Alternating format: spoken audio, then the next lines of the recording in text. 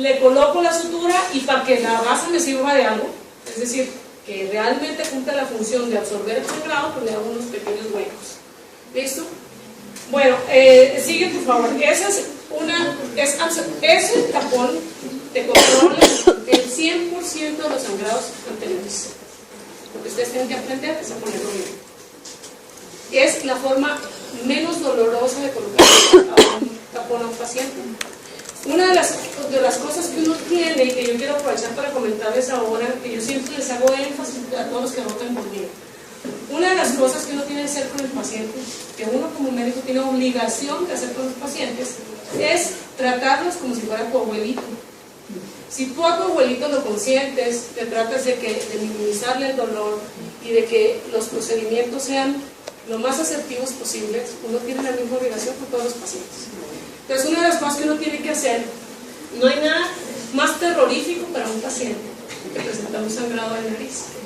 Y si a eso le sumas que el médico no trata de minimizar el dolor, es una experiencia bastante traumática para el paciente. Entonces, una de las cosas que ustedes tienen que hacer cuando van a colocar, cuando ya vieron que dónde está el sitio de sangrar, el paciente sigue sangrando, una cosa tan sencilla como colocar jalea de silocaína, de noxicaína en jalea, que el paciente absorba, minimiza la mitad del dolor.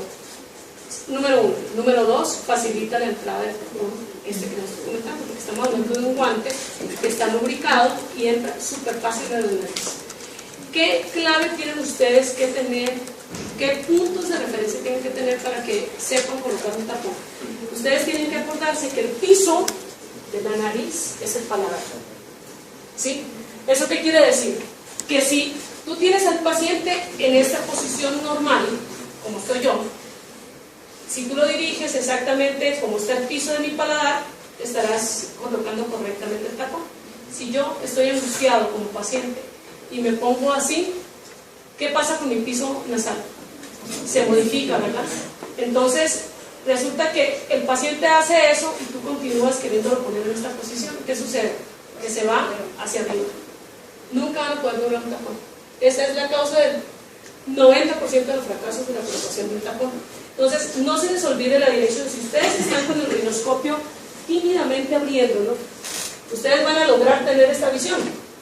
¿Qué es lo que tienen que hacer? Por favor, pásame la que sigue. Tú, si estás hablando de la parte blanda nasal, puedes abrir perfectamente el espéculo sin meterlo demasiado y tener una muy buena visión. Cuando ya tienes una buena visión, miren lo que yo les decía respecto a la posición del paciente. Si yo hago la cabeza hacia atrás, como lo hacen los pacientes, miren hacia dónde me voy. ¿Dónde quedó el piso nasal? Abajo, ¿verdad? Pasa por favor la que sigue. Cuando lo coloco correctamente, esta es la posición en la que tengo que poner y un taponamiento nasal. ¿Entendido? Bueno, entonces, ¿cómo queda nuestro tapón? Así. Esa es la posición que va a tener el paciente con su taponcito puesto. Eso es lo más sencillo de colocar. Si ustedes hacen las cosas así como lo estoy comentando yo. ¿Listo? Créanme que no hay forma, el paciente se los agradece mucho. Sus coronarias también solucionan en un solo movimiento, pueden poner ese tapón. Entonces no tienen que estar atormentando al paciente. ¿Listo? Entonces, ¿qué pasa, por ejemplo, cuando ustedes colocaron el tapón y el paciente sigue con sangrado? Primero verifican que el tamaño del tapón sea el adecuado, el paciente siguió con sangrado, el paciente llegó chocado, alguna cosa, pues no, tú puedes empezar a averiguar. Tienes que hacer algo que se llama un taponamiento posterior. Entonces, hay muchas maneras de colocar un taponamiento posterior. La forma más sencilla de hacerlo, usted puedes ponerlo con una mecha, puedes colocarlo con una sonda. La forma más sencilla que en mi práctica he visto es la colocación, es decir, anteriormente uno, que no tienes una sonda de Foley a la mano, tienes que acordarte que tú puedes armar con un dedo de guante, con un poco más de mecha, hacer un buen taponamiento que te bloquee la nasofaringe, tiene que ser grandecito, estamos hablando de aproximadamente unos 10 centímetros de volumen, ¿sí? Entonces es bastante. Entonces, una forma más sencilla de hacerlo, digamos, tienes que pasar por la boca el tapón y anclarlo en la nasofaringe, que es un poco más difícil. La otra manera es colocar una sonda de Foley, ¿sí? Y para cuando lo tienes así, tienes que traccionar y empaquetar la nariz para detenerlo cuando colocas esa mecha. ¿Eso qué quiere decir? Pasas, anclas eso aquí y sacas la sutura por acá para poder detener eso. Es difícil. La forma más fácil es colocar una sonda de Foley. Tú pasas una sonda de Foley. Si van a hacer un taponamiento posterior, siempre tienen que poner una anterior. Obviamente, primero hay que poner la sonda de Foley, ¿sí? Y después colocar el taponcito que les mostré ahora. Entonces, tú pasas la sonda de Foley, verificas por la boca que haya pasado el paladar y cuando ya está ahí, llenas con solución salina o lo que tengas de líquido 10 centímetros y traccionas la sonda y se queda anclada en la nasofaringe y cuando ya lo tienes ahí metes tu taponamiento anterior. ¿Listo? Entonces cuando tú tienes ese paciente, pues ya con eso solucionas, colocas tu taponamiento anterior.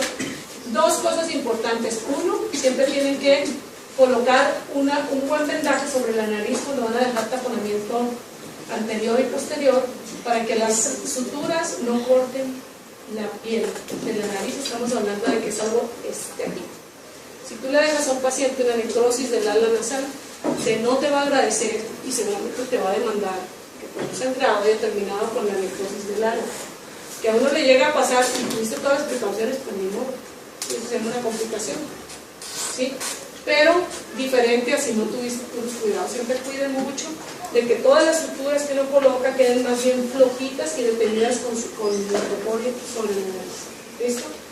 Bueno, el paciente que tiene un sangrado abundantísimo hay que hospitalizarlo, controlar las causas y no se les olvide, todo paciente que le dejen un taponamiento anterior o posterior o ambos, tiene uno que prevenir un choque séptico por la presencia de bacterias en esa gasa que ustedes metieron ahí. ¿Se acuerdan que ya se han reportado shocks sépticos asociados a los Tampax? ¿Sí? Entonces es exactamente lo mismo que estoy haciendo metiendo la nariz. Entonces es importante que ustedes siempre se cubran con un buen antibiótico para prevenir cualquier posibilidad de complicaciones. Y por supuesto, si estás tú solo por ahí, no tuviste un otorrino, tienes que mandarlo a que lo revisemos a ver qué vamos a hacer. ¿Listo? Entonces, este es más o menos un resumen de lo que acabo de contar. Cuando ya ustedes ya encontraron la causa y ya decidieron que van a hacer taponamiento, todo eso, ¿qué tienen que hacer? Lo mínimo que ustedes deben dejar un tapón cuando es un taponamiento de los dos lados de la nariz, ¿sí? Mínimo 72 horas o máximo más bien 72 horas. Si es un sangrado de un solo lado, puedes tranquilamente dejarlo mínimo 72, máximo 5 días. Hay personas que pueden manejarlo más tiempo. Cada quien mata las pulgas según se le da la gana. A mí no me gusta más de 5 días. Me parece que es un riesgo mayor de choque séptico y uno igual tiene que solucionar, tiene que cauterizar. ¿Qué hace uno cuando ya quita el tapón? Hay que buscar el vasito y cauterizar. ¿Listo? Bueno, hablamos ahí de que cuando el taponamiento posterior, el paciente llegó chocado, no identificaste el sitio de sangrado, tú le hiciste todo lo que tenías que hacer, el paciente sigue con sangrado, hay que pedir una interconsulta para una embolización. Reforzar el taponamiento y mandarlo a que lo embolicen a través de una arteriografía. ¿Listo? Eso es como lo más seguro. Bueno, ¿tienen alguna duda sobre epistaxis? ¿No? Bueno, nos vamos ahora a ver las fracturas de nariz. Las fracturas de nariz son bastante comunes. El hueso facial que más se fractura es la nariz porque es lo más expuesto. ¿Sí? A ustedes con mucha frecuencia les van a llegar en los servicios de urgencia el paciente típico que el fin de semana le dieron un cuadro en un partido de fútbol o que se pasó de copa y peleó con el mejor amigo. Termina con la terorrinia. La terorrinia significa desviación de la nariz a uno de los dos lados, de la pirámide nasal, ¿sí? Y van a encontrar hematomas, edemas y a veces van a encontrar crepitaciones o hundimientos. Esos son los signos clínicos de una fractura. ¿Eso qué significa? Y quiero que les quede muy claro, el diagnóstico de una fractura de nariz realmente es clínico, no radiológico. Sin embargo, por cuestiones legales, como nosotros estamos hablando de lesiones personales, uno siempre tiene obligación de solicitar una radiografía. No para corroborar el diagnóstico. Pues a veces uno tiene la duda y tú puedes pedirlo, pero la realidad es que el diagnóstico es es clínico. Tú tocas la crepitación, ves, tienes que creerle al paciente, porque muchas veces el paciente llega con una fractura que se impactó y tú la tocas y esa fractura no se mueve y dice el paciente no, o sea, yo tenía perfecta mi nariz y me la voltearon para un lado. Tú le dices, a ver, muéstrame la cédula. ¿Por qué razón? Porque si es una lesión personal y quiere perjudicar al mejor amigo por una demanda, ¿sí?, por acusarlo por lesiones personales, puede aprovechar el golpe para salir con rinoplastia gratis. ¿Listo? Entonces es muy importante que ustedes tengan como una referencia para poder saber si el paciente realmente tenía, previo a la fractura, una laterotomía. ¿Listo? Entonces ustedes van a encontrar, ustedes piden para esto una radiografía, se llama perfilograma. El perfilograma o una radiografía de huesos propios nasales. ¿Sí? Eso es lo que te va a servir para evaluar cómo está. Por supuesto, esa fractura es absolutamente aparatosa. Ustedes creen que clínicamente no se puede hacer ese diagnóstico. Uno va a tocar hundimiento, testículas, irregularidades, de todo ese dorso. ¿Sí? El diagnóstico radiológico ideal, si uno quiere saber si realmente el paciente tiene una fractura como tal, es un TAC. ¿Sí? La tomografía te ve con precisión cómo están los fragmentos. ¿Sí? ¿Listo? Esto es lo que a ustedes les llega el fin de semana. ¿Sí? Resulta que las fracturas, llega el paciente con una laterolínea izquierda, tiene una desviación en C invertida a la izquierda. ¿Sí o no? El paciente llega con sangrado y tú tienes que atenderlo. ¿Qué es lo primero que ustedes tienen que hacer? Cuando el paciente realmente te demuestra que tenía su nariz perfecta y llega con esta nariz, y tú tienes que resolverlo, resulta que si te toca el sábado o el domingo, ¿alguien leyó cuántas son las horas en las cuales se puede intervenir una fractura de nariz? Levanta la mano y que sepa la respuesta. ¿Alguien sabe? ¿Menos 6 horas? Las primeras 10 horas. Sí, es decir, tú tienes hasta 10 horas máximo para con tranquilidad hacer una reducción manual. Entonces, si te toca un viernes, te toca hacerlo a ti porque el otorrino seguramente llega el lunes. ¿Sí? Entonces, tienes que aprender qué hacer con este paciente. Entonces, lo que ustedes hacen es aplicar presión. ¿Sí? Aplicar presión. Véname un favor, ¿te parece aquí? Voy a hacer mi modelo. Entonces, ustedes tienen a este paciente. Tiene la nariz torcida. Tienes que hacer. No, él no tiene torcida la nariz. Entonces, resulta que lo que tú haces con el paciente es, con los dos pulgares, te apoyas sobre el hueso y empujas la nariz. Muchas veces, ahorita nos vamos a pasar un video. Hay médicos que les ponen, que infiltran, que duermen la nariz, cuando la realidad es que la infiltración, para eso, a veces es más dolorosa que la reducción de la fractura. Yo lo hago en vivo. ¿Listo? Es un dolor de 1 minuto y la nariz volvió a su normalidad. ¿Listo? Espérame, quiero que vean esto. Doctor, una pregunta. Ajá. En el caso que por la fractura nasal se dé una complicación que es el hematoma, ¿un médico general puede hacer la función para el drenaje del hematoma? Depende de dónde tú estés. Depende de dónde tú estés. Todo médico que sea médico tiene que saber qué hacer. Si tú estás sola por ahí en un sitio donde no tienes un otorrino, hazlo. Lo que tienes que hacer es drenar, por ejemplo, ese hematoma, o hacer esa reducción y luego remitirlo a otorrino. O sea, siempre que hagan cualquier cosa, ustedes mándenlo a otorrino. Por más perfecta que le haya quedado la nariz, lo que tienen regalo, mejor mándenlo a otorrino que lo vean. ¿Listo? Bueno, ¿qué tienen que hacer con ese hematoma? ¿Qué puede suceder con ese hematoma? Pásame por favor lo que sea. ¿Qué creen que pasa con una sangre acumulada en un espacio? ¿Se acuerdan que el cartílago? ¿Qué pasa con el cartílago y su irrigación? ¿Alguien sabe? Sí, o sea, ¿Es qué? no sé, no me acuerdo la palabra específica, pero es como por contigüidad. Es avascular. ¿Eso qué significa? Que depende de los vasos que están en contacto. Muy bien, muy bien. Entonces, cuando tú tienes un hematoma, tienes aquí tu cartílago y tienes aquí una conexión que está separándolo de los vasos que lo nutren. ¿Qué creen que puede ocurrir con ese cartílago? Sí. Número 1. Número 2, eso es un caldo de cartílago. Y el paciente termina haciendo un absceso, entre más días pasan después del trauma, y después del absceso viene una necrosis del cartílago y termina, ahorita les voy a pasar fotos. Entonces, ¿qué tienen que hacer ustedes? Abrir, drenar, empaquetar la nariz, con un mini taponcito que pueden hacer. Por ejemplo, ese que les mostraba yo, no tienen que usar completamente todo el dedo, pueden usar la mitad del dedo, hacer exactamente lo mismo con un tapón más pequeño y lo metes en la nariz para que te haga presión sobre ese sitio que acabas de drenar. ¿Listo? Eso lo pueden hacer perfectamente. Acuérdense de manejar analgesia.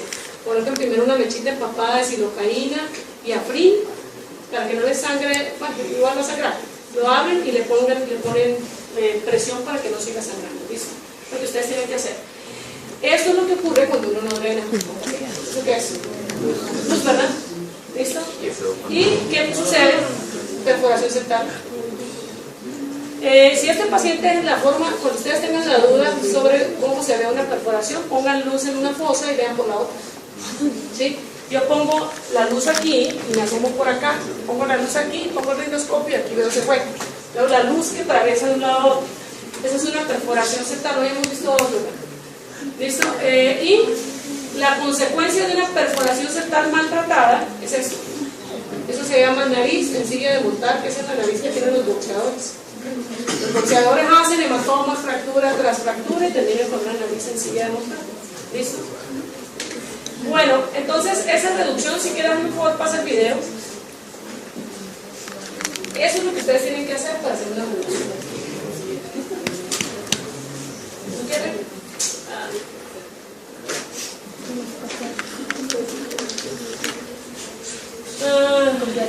No se va a poder hacer, ¿no?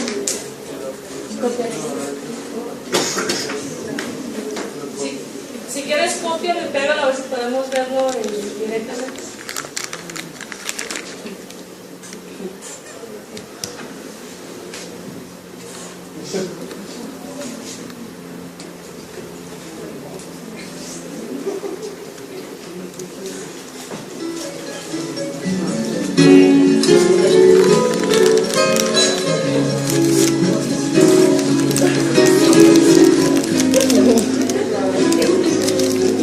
Los traumatismos nasales que ocasionan laterorrinias o hundimientos de los flancos nasales son tratados con reducción incruenta,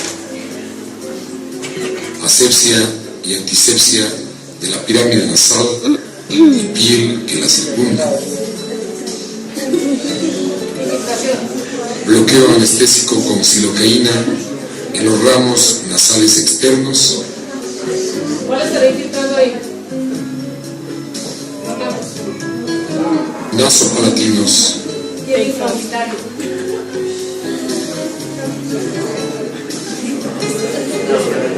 Anestesia tópica con silocaína en spray. No directa, así como está haciendo ahí, siempre ponen una lechita, eso hace muchísimo. E infiltración de la mucosa nasal. No te duele más que decirlo no. Se corrige la laterorrhina. En el caso de hundimientos del flanco, se introduce un instrumento rojo en la fosa nasal para conseguir su levantamiento.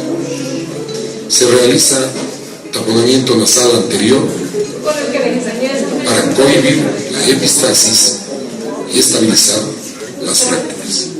Y hay que poner su movilización por fuera. Arruinamiento externo con pequeñas tiras de esparadrapo en lo.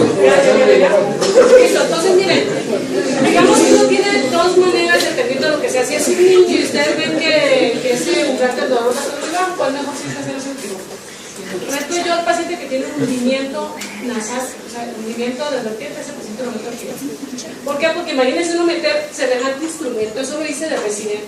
De residente un poco del paciente aprendí a hacerlo y todo, pero me parece que es muy cruel. De todos modos el paciente igual termina la mayoría de las veces sin vida. Entonces, ¿qué hago yo con los pacientes? Yo dependiendo de cómo lo vea, si es el paciente que estamos viendo ahorita, ese paciente sí le hago reducción en el consultorio. ¿Por qué? Porque ese paciente, toda la pirámide se corrió completa para un lado, entonces solamente la devuelvo. El paciente que tiene hundimiento de una sola vertiente, pues puede ser, es decir, que uno solo de los huesos se fracturó. Puede ser que yo pueda colocar un poquito de anestesia, poner y lo puedo levantar cuando se cerrado. Si es una fractura compleja, es mejor operar. Entonces, ¿cuáles son los dos tiempos que uno tiene para operar al paciente que tiene una... Es tratarlos como si fuera tu abuelito.